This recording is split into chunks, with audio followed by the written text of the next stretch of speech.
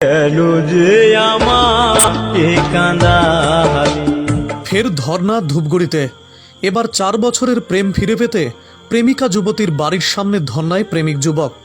Selfie photo stand বানিয়ে প্ল্যাকার্ডে দাঁড় করিয়ে মাটিতে বসে বিয়ের দাবিতে ধর্নায় বসা যুবককে দেখতে ভিড় এলাকায়। অন্যদিকে বিয়ে করতে নারাজ সেই যুবতী, এমনটাই পরিবার সূত্রে খবর। কেন তুমি আমায় ব্যথা দিলে। প্রেমিকার বাড়ির সামনে বিয়ের দাবিতে ধর্নায় বসল যুবক। ফের একবার বিয়ের দাবিতে ধর্না প্রেমিকার বাড়ির সামনে। ঘটনাটি ধূপগুড়ি মহকুমার 12ঘড়িয়া গ্রাম পঞ্চায়েতের অন্তর্গত মধ্য বোরাগাড়ির পাল্টুপাড়া এলাকায়। কথায় বলে প্রেম নাকি কাঁঠালের আঠা, লাগলে পরে ছাড়ে না। যদিও জানা যায় ধর্নায় বসা যুবককে বিয়ে করতে নারাজ যুবতী। এদিকে যুবকদের দাবি, যুবতীর সাথে 5 বছরের প্রেমের সম্পর্ক তার। হঠাৎ কয়েকদিন থেকেই যুবতীর মোবাইল সুইচ অফ দেখে রবিবার প্রেমিকার বাড়ির সামনে ধর্নায় বসল যুবক। এবার এমনই দাবি নিয়ে ধর্নায় বসল যুবক। এদিকে ধর্নায় বসার খবর এলাকায় চাউর হতেই ভিড় জমে যায় এলাকার বাসীর মধ্যে। পরে অবশ্য পরিবারের লোকের সাথে কথা বলে ধর্না তুলে নেয় ওই যুবক। এখন দেখার বিষয় শেষ পর্যন্ত যুবকের ভালোবাসার পূর্ণতা পায় কিনা। ধর্নায় বসা যুবকের আরও দাবি, আমার কাছে থেকে টাকা পয়সা ও সোনা নিয়েছে ওই যুবতী। হয় আমার সমস্ত কিছু ফিরিয়ে দিক, নয়তো বিয়ে করতে হবে। কি হচ্ছে, কত বছর প্রেম?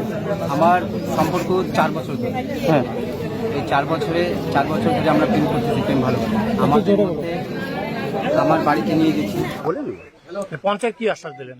হ্যাঁ, কি আশ্বাস দিলেন? পঞ্চায়েত বললো যে সেদিনই বসা বসে কথাবার্তা হবে, বলে মীমাংসা করা হবে। শোনা গেল যুবতী নাকি রাজি নেই বিয়ে করার জন্য। সেটা তো আমি বুঝতে পারছি না কেন ও রাজি নেই এখন। ঠিক আছে।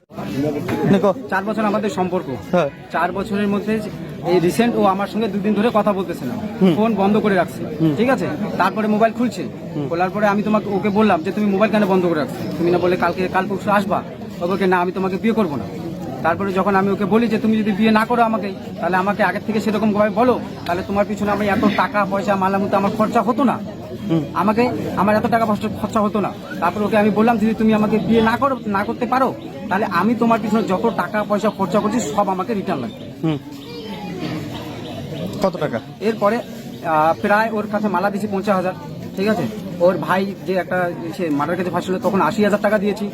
আর এদিকে ও পরীক্ষা দিতে চায় 5,000, 10,000, 3,000। এদিকে অনলাইনে অর্ডার তো অনেক কিছু আছে। সমস্ত টাকা আমি দিচ্ছি। এখন আমি চাচ্ছি ভাই ও আমাকে বিয়ে করুক, নাহলে আমার সব জিনিস টাকা পয়সা সব রিটার্ন দিই, কারণ ওগুলো আমার কষ্টের টাকা। আমি নিজে কষ্ট করে ইনকাম করে। বিয়ের দাবিতে নাকি টাকা পয়সা রিটার্নের দাবি? না, ও যদি বলে যে আমি বিয়ে করবো, আমি বিয়ে করতে রাজি আছি। হ্যাঁ, যদি মূল দাবিটা কি? বিয়ে না টাকা? না, আমাকে তো বিয়ে করতে লাগবে। তোমার নাম? আমার নাম নবকুমার সিং। কি করেন আপনি? আমি মেডিসিনের ব্যবসা করি। বাড়ি? বাড়ি জোড়াকুটি। আর এটা কোন এলাকা? এটা পাল্টুপাড়া। পাশাপাশি। বাড়ি থেকে মেনে নিচ্ছে না নাকি সে যুবতী নিজে বিয়ে করতে চায় না?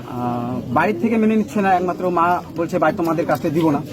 ও বলছে যে আমি বিয়ে করবো না। কেন বিয়ে করবে না? কেন বিয়ে করবে না সেটা তো আমি ওর কাছে বুঝতেই পারতেছি না, কেন বিয়ে করবো না। কি বলছে তুমি?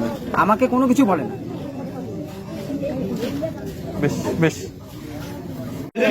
আমিও দিব না, আমিও দিব। কাটতে দিবেন মোর বাড়ি?